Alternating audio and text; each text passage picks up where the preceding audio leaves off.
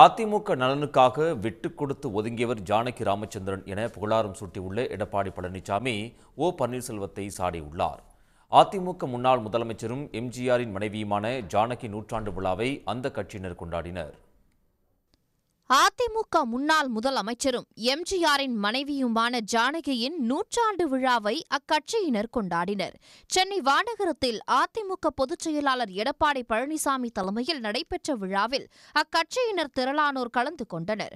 அப்போது ஏஐ தொழில்நுட்பத்தில் எம்ஜிஆர் பேசுவது போன்று ஒளிபரப்பப்பட்ட வீடியோவை கண்டு தொண்டர்கள் ஆர்ப்பரித்தனர்.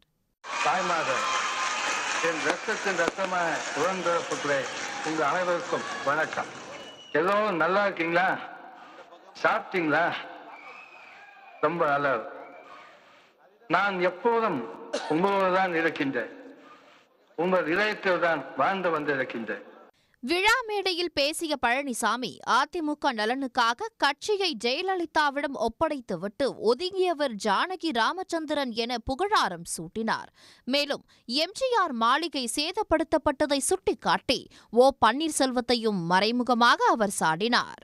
பிளவுபட்டிருந்த நேரத்தில் தேர்தலை சந்தித்தோம். திருமதி ஜானகி அம்மாள் அவர்கள்